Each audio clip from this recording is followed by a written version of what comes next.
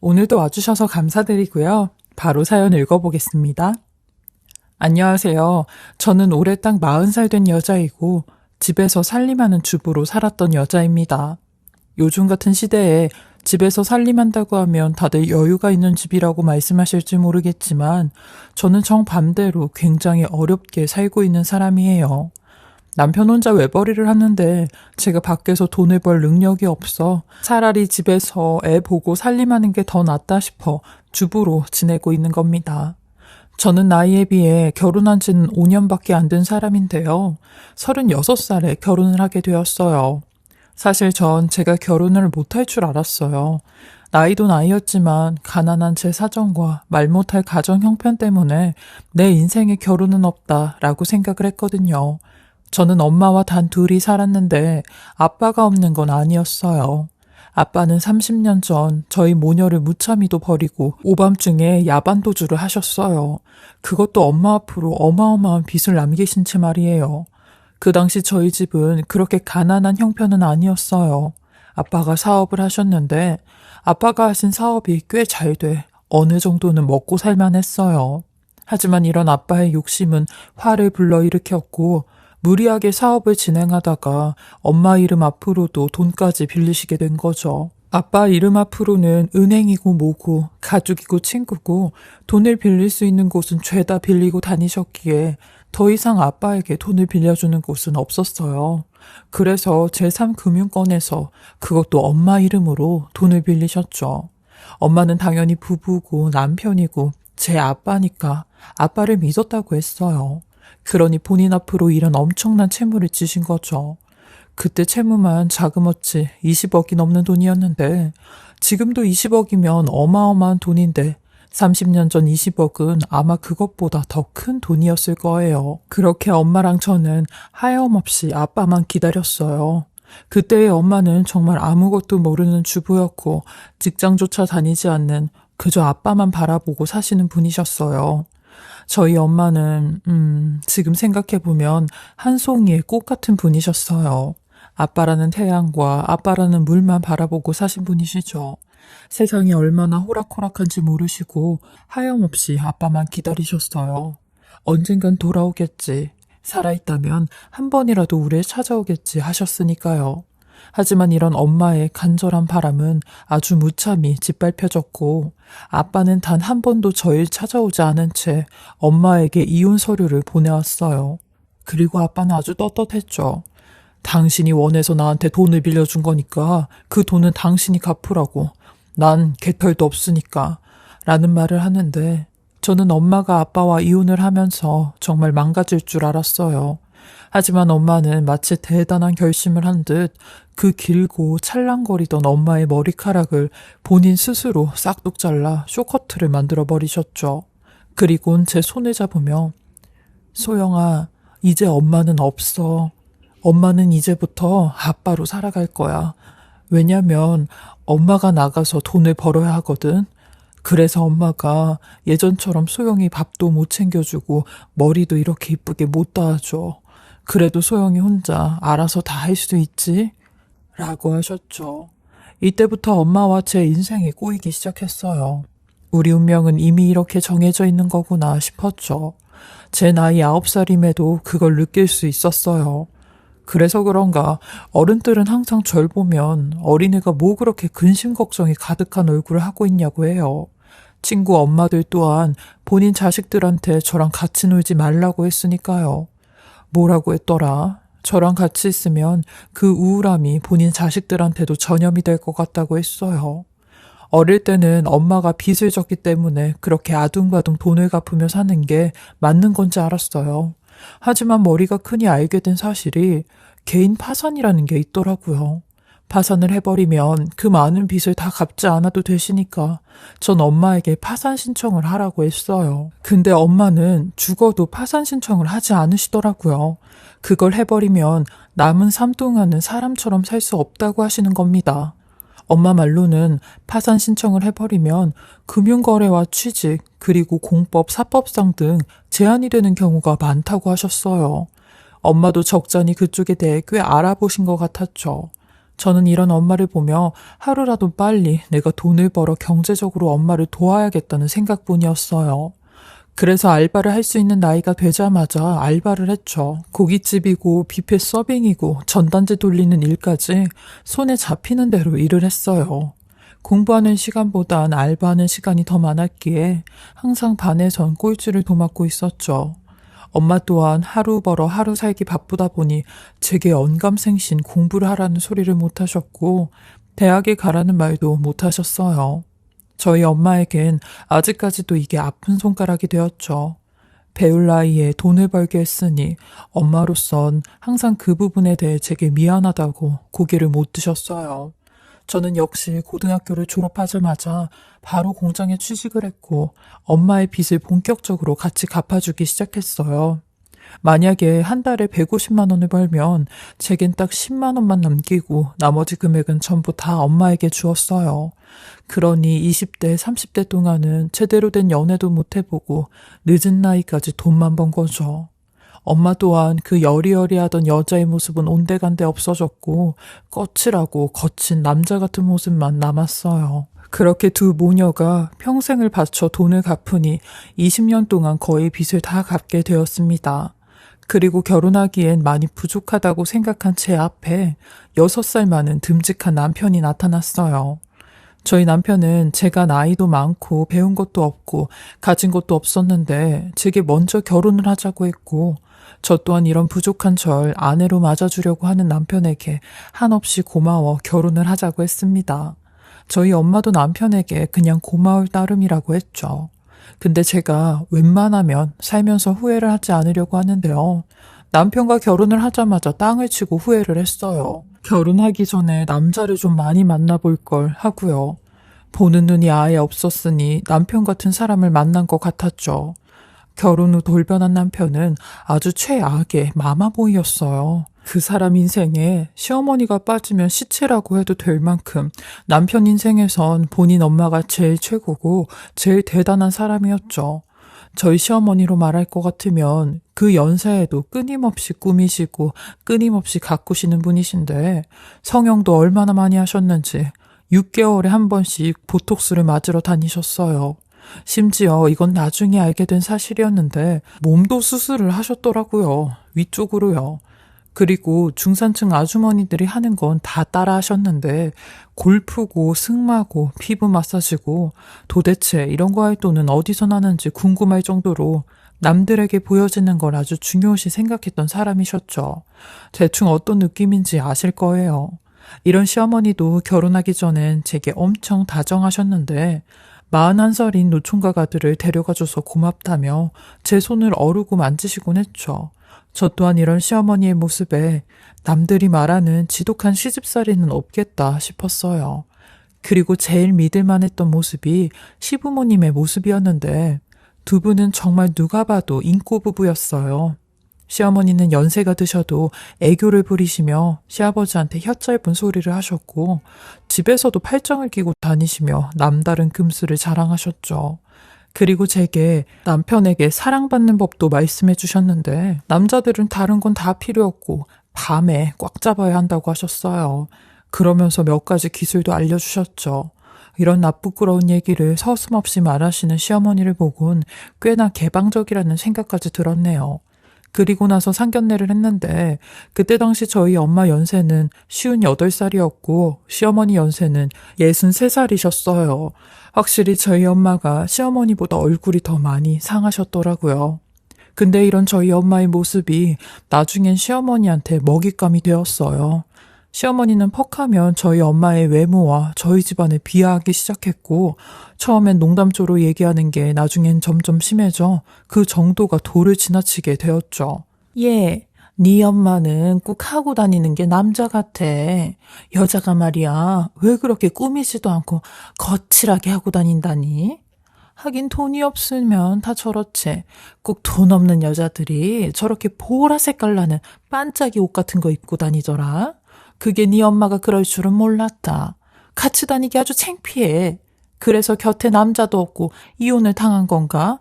라며 너는 절대로 너희 엄마 보고 닮지 말아라. 우리 아들 도망간다. 라고 하셨어요. 매번 네 엄마는 남자 같다느니 네 엄마는 왜 저렇게 나이가 들어 보인다니 라고 하시는 게 시어머니의 인사와도 같았고 이런 시어머니에게 저도 본때를 보여주고 싶었어요. 그래서 저희 딸 돌잔치 때 엄마도 이쁘게 하고 오시길 하는 마음으로 남편 몰래 있는 돈 없는 돈 몇 푼씩 모아 엄마를 모시고 아울렛 매장에 가게 되었는데 제가 결혼 후엔 마땅한 직업이 없어 벌이가 현찮았기에 직장 그만두고 애를 키웠거든요. 그렇게 해서 모은 돈으로 엄마에게 원피스도 사드리고 평생 받아본 적도 없는 메이크업 샵에 예약까지 해드렸어요. 그리고 제 딸의 돌잔치에 오시게 되었죠.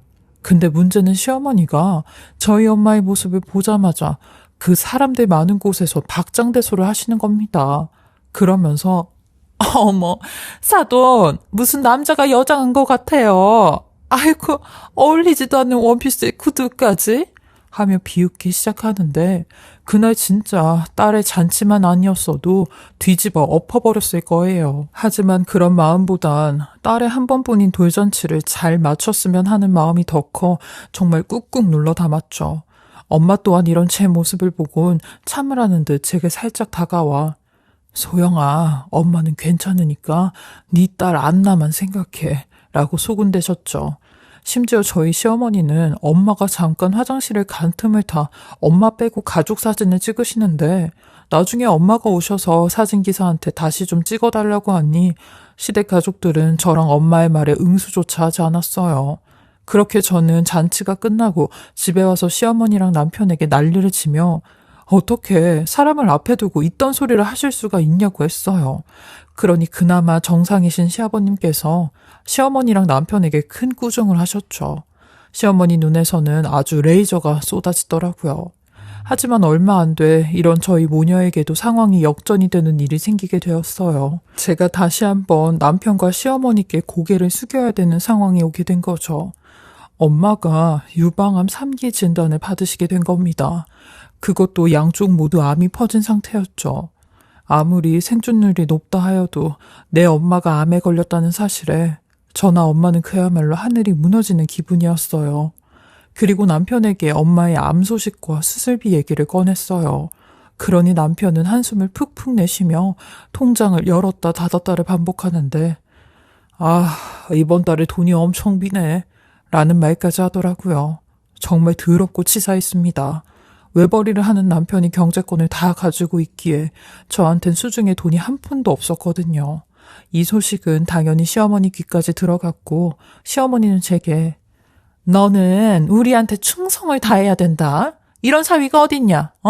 이런 남편이 어딨냐고. 아유, 쎄 빠지게 돈 벌어서 이런 데다가 다 날리네.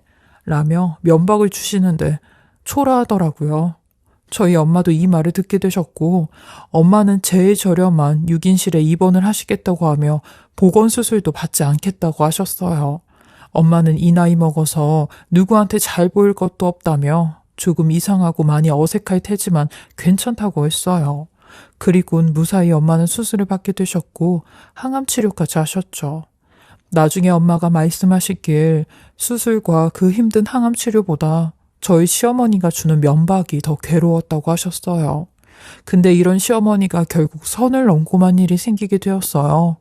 주말에 엄마랑 목욕탕에 가기로 하여 준비를 하고 있는데 연락도 없이 저희 집에 온 시어머니가 이런 절 보며 아유 잘됐다. 그렇지 않아도 나도 몸이 뻐근해서 목욕탕 좀 가야 됐었는데 가서 너 내 등 좀 밀어줘라. 하시는데 저는 어떻게든 어머니를 떼어놓고 가려고 별 변명을 다 했지만 귀엽고 따라오시더라고요. 그리고 도착한 목욕탕에서 제가 여자 셋이라고 매표소 아저씨에게 얘기를 하니 시어머니가 그 아저씨도 들릴 정도로 깔깔거리며 웃으시는 겁니다. 그러더니 사돈은 남탕으로 들어가야 되는 거 아니냐? 가뜩이나 남자 같은 양반이 유방암 수술까지 해서 양쪽 다 없어졌는데 사돈 조심하셔요. 여탕 가서 사람들이 오해해요. 남자 들어왔다고 라고 하는데 거기서 완전히 눈이 돌아갔고 시어머니를 향해 목욕 바구니를 던졌어요. 어머님 지금 말 다 하셨어요? 그게 저희 엄마한테 할 소리세요? 참는 것도 한계가 있지. 이딴 소리 하시려고 저희 따라오신 거예요? 뭐예요? 라며 악을 써가며 난리를 쳤죠. 들으시는 분들은 저보고 버릇이 없다고 할 테지만 저도 참다 한계라는 게 오더라고요. 그러니 시어머니도 가만히 계시지 않고 제 행동을 동영상으로 촬영하시는데 제가 막 핸드폰을 치면서 찍지 말라고 하니 어머머 저것 좀 봐. 지금 시어머니한테 어머머 내가 이러고 삽니다. 라고 하는데 결국 저희 엄마의 중재로 큰 싸움 될 뻔한 거 간신히 넘어가고 말았어요. 시어머니는 탈의실에서도 수술한 저희 엄마를 향해 어머머 끔찍해 라는 말을 연신 내뱉으셨고 거울로 자기 모습을 한번 보시더니 고개를 뻣뻣이 들어 여자가 이 정도는 돼야지 라는 말을 하셨네요. 저는 그런 시어미를 뒤로하고 엄마와 먼저 탕으로 들어와 탕에 들어가기 전 샤워를 하고 있었는데 제 옆에 있던 어떤 한 아주머니께서 개인 자리에서 머리를 감다 안 되시겠는지 서서 샤워를 하는 곳으로 막 가시더라고요. 그러다 눈에 샴푸가 들어가셨는지 순간 눈을 감고 앞으로 가다가 저쪽에서 아주 당당하게 걸어오시는 저희 시어머니와 부딪히고 마셨어요. 그러니 시어머니 난리를 치는 겁니다. 아줌마, 아니 눈을 못 뜨고 다니면 가만히나 앉아있지. 아유, 내 하얀 피부에 성이라도 나면 어쩌려고 그래요? 라고 하니 그 아줌마가 간신히 눈을 뜨며 어머, 죄송해요. 제가 눈에 샴푸가 들어가는 바람. 야, 너 혹시 장끝은 아니야? 너 장끝은 맞지? 라고 하시는데 시어머니는 그 여자를 보자마자 말을 더듬으시며 얼굴까지 새파랗게 질리셨어요. 그러면서 이 아줌마가 지금 누구 보고 장끝순이래? 사람 잘못 봤어요. 라고 하는데 상대방 아주머니는 야, 너 내 남편 후리고 다닌 장끝순 맞잖아. 너 내 남편 애까지 임신한 년 맞잖아. 내가 너를 죽기 전에 찾으려고 얼마나 빌고 또 빌었는데 여기서 이렇게 만나네. 너 일로 와. 이 여편네 잘 만났다. 라며 시어머니의 머리를 잡기 시작하는데 전 그때 시어머니 표정을 잊질 못해요. 정말 시퍼렇게 질려서 막 도망을 가는데 제가 시어머니와 그 아주머니 쪽으로 가서 그 둘을 말리니 그 아줌마가 저에게 누군데 말리냐고 하더라고요. 저는 아주 당당히 며느리인데 무슨 사연이 있어서 이러시냐고 했어요. 그리고 도망간 시어머니를 냅두고 제게 시어머니가 했었던 모든 일을 다 말씀해 주시더라고요. 그 아주머니로부터 들은 얘기는 정말 충격 그 이상이었습니다. 시어머니가 그 아주머니의 남편과 불륜을 저질렀는데 임신까지 했고 그 임신을 빌미로 아주머니 남편에게 돈을 요구했대요. 근데 돈을 주지 않자 그 아주머니의 애들 학교고 그 남편분의 직장이고 다 찾아가 자기가 억울하게 당해 임신까지 됐다는 말도 안 되는 소문을 내고 다녔대요. 그리고 결국 그 남편분에게 1억이란 돈까지 뜯어내셨다는데 이 사실은 아주머니도 몰랐다가 나중에야 알게 되었대요. 하지만 이미 세상 사람들에게 다 밝혀질 대로 밝혀지는 바람에 아주머니의 남편분은 더 이상 사회생활과 가족들 앞에 얼굴을 들고 다닐 수 없었고 1년 뒤 스스로 생을 마감했다는 겁니다. 그 충격으로 이 아주머니도 이사를 몇 번이나 다니셨는데 더 충격인 건 저희 시아버님과 결혼 생활 중에 그러셨대요. 시어머니는 감쪽같이 시아버님을 속이고 가족들에게도 숨기고 잠수까지 타셨다는데 지금은 아주 깨끗한 척 고고한 척 저러고 사신 거죠. 그 아주머니는 제게 시어머니가 사는 집을 알려달라고 했고 그 옆편네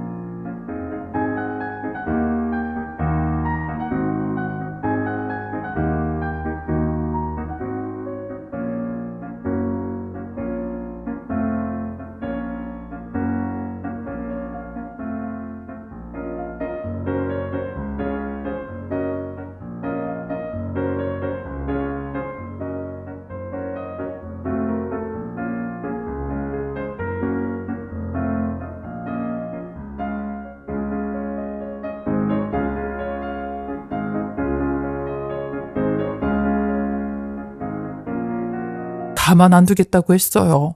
그리고 만약 제가 알려주지 않는다고 해도 절 따라갈 테니 그렇게 알라고 하셨는데 저는 아주 당당히 시어머니네 집 주소 알려주었습니다.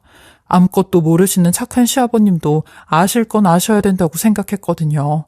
그리고 지금쯤이면 시아버님도 집에 계실 시간이니 가서 시어머니의 그 더럽고 치졸한 과거 전부 다 말씀하시라고 했어요.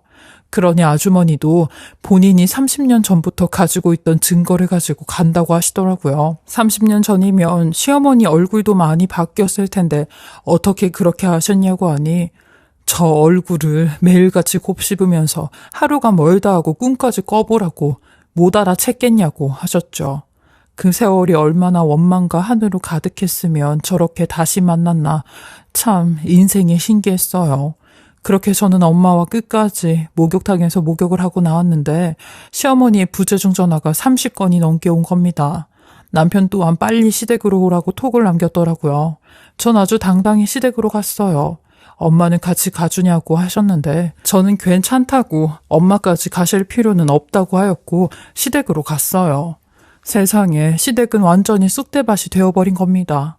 시아버님은 어디 나가셨는지 보이지도 않았고 남편은 절 보며 되려 원망 섞인 말로 절 탓하며 이런 사단 만드니까 좋냐? 좋아? 아버지가 이 연세에 이혼하신다고 난리가 나셨어. 어쩔 거야? 라고 하는데 제가 온 소리를 들은 시어머니가 방에서 나오시더니 절 보자마자 손에 잡히는 대로 물건을 던지시며 야, 네가 알려줬어? 우리 집 주소 네가 알려줬냐고. 너도 오늘 내 손에 아주 당해봐. 라며 제게 달겨들기 시작하는데 저는 그런 시어머니에게 내 몸에 손대지 마세요. 그리고 내가 알려주든 알려주지 않았든 그게 중요해요? 그런다고 당신 그 더러운 과거가 지워지냐고요. 과거에 죄를 저질렀으면 죄값을 받아야죠. 뒤에서 그딴 추잡한 짓거리 하고 다니고 앞에서는 깨끗한 척하고 그 실체를 아버님도 아셔야죠. 맨날 우리 엄마랑 나한테 가슴 폭언을 하더니 당신도 똑같이 벌 받는 거야 라고 했어요. 그러니 남편놈이 저를 밀치며 자기 엄마한테 말을 그따위로 하냐고 난리를 치는데 저는 그런 남편놈한테도 당신도 당신 엄마랑 똑같이 이혼당할 줄 알아. 당신 지금 이렇게 밀치고 나한테 손 올리고 하는 거 내가 다 녹음하고 있거든?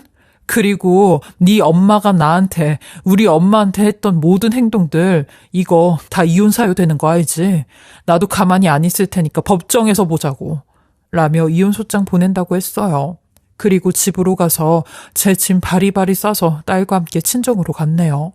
엄마는 짐을 싸서 온 저를 보며 말없이 안아주셨고 잘했다고 했어요. 이 엄만 남편도 없이 평생 지질이 궁상처럼 살아서 너와 나는 남편한테 사랑받으며 행복하게 살았으면 했어. 근데 저딴 집구석에서 사람 대우도 못 받고 사느니 그냥 이혼하고 사는 게 낫다. 소영아, 잘했어. 라고 하시더라고요. 엄마는 행여나 본인 때문에 제가 이혼을 할까 항상 그런 노파심이 있으셨대요. 그래서 시어머니한테 들어왔던 모욕과 언행도 다 참으셨다네요. 절 위해서요. 저는 이혼 소송하기로 했고 변호사 선임해서 제가 가지고 있던 증거 다 보여주고 엄마를 증인으로 시어머니가 했던 모든 것들을 다 말씀해 드렸어요. 그리고 목욕탕에서 매표소 아저씨한테 들으라는 식으로 말했던 것까지 증거로 확보를 했어요. 그 아저씨도 흔쾌히 그때 상황을 얘기해 주었죠. 누가 봐도 시어머니가 그때 저희 엄마에게 했던 말은 희롱이었으니까요. 아무리 저희 엄마가 아줌마고 할머니라고 해도 여자인데 말이죠. 수치스러울 걸 생각하면 제가 가슴이 찢어져요. 그렇게 저는 아주 촘촘히 남편놈과 시어미가 빠져나갈 수 없을 정도로 증거를 확보했고 법원에서 남편놈을 만났습니다. 당연히 남편놈은 제가 이렇게까지 디테일하게 준비를 했을 줄을 몰랐나 봐요. 남편놈은 판사에게 지금 부모님의 이혼 소송까지 같이 겹쳐서 그것 때문에 멘탈이 무너질 대로 무너졌습니다. 라며 선처를 호소하는데 말도 안 되는 말이었죠. 결국 저는 남편놈에게 양육권과 재산 50%를 가지고 올 수 있었고 시어미에게 정신적 피해를 받은 부분까지 위자료로 받아올 수 있었어요. 아주 쾌거를 이룬 판결이었죠. 이혼하고 재판장을 나오는데 시어미가 아주 도끼 눈을 하고 저를 죽일 듯 노려보고 있더라고요. 니까짓게 우리 아들이 벌어둔 재산이랑 내 이혼까지 시키고 맘 편히 두 다리 뻗고 잘 수 있을지 보자 라고 하시는데 저도 그런 시어미를 아주 비웃듯 아줌마, 아니 법이 내 편을 들어줬잖아. 그런 말 다 한 거 아니에요? 어따 대고 협박 아닌 협박을 하고 있어? 나 아주 두 다리 잘 뻗고 잘 잘 거거든요? 결혼하고 5년 동안 아주 생지옥이었는데 이제야 천국인 느낌이네요. 아줌마야말로 이제부터 지옥 시작됐으니까 그동안 당신이 저질렀던 죄값들이나 톡톡히 받아 라고 했습니다. 그리고 같이 온 엄마의 손을 붙잡고 법원에 빠져나왔어요. 엄마도 그런 제 모습을 보곤 고생했다 라는 딱 한마디 해주시더라고요. 그렇게 저는 이혼한 지 1년 조금 다 되어갑니다. 지금은 엄마랑 딸이랑 살고 있는데요. 하루하루가 너무 행복하고 날아갈 것 같아요. 아이는 엄마에게 맡기고 요샌 카페에서 알바를 하고 있어요. 일하는 것도 너무 재밌고 사람들 만나는 것도 즐거워요. 이제야 결혼 전에 저의 모습을 살아가는 것 같아요. 또다시 돈도 열심히 모아 이런 카페 하나 하며 살아가는 게 저의 목표가 되었어요. 가끔 손님 없을 때 핸드폰으로 사연 듣곤 하는데 저도 이렇게 사연을 남겨봅니다. 제 긴 인생 이야기 들어주시고 읽어주셔서 감사드리고요. 다들 행복한 삶을 사시고 나를 위한 삶을 사시길 바랍니다. 건강하시고 힘내세요. 지금까지 커피앤톡이었습니다.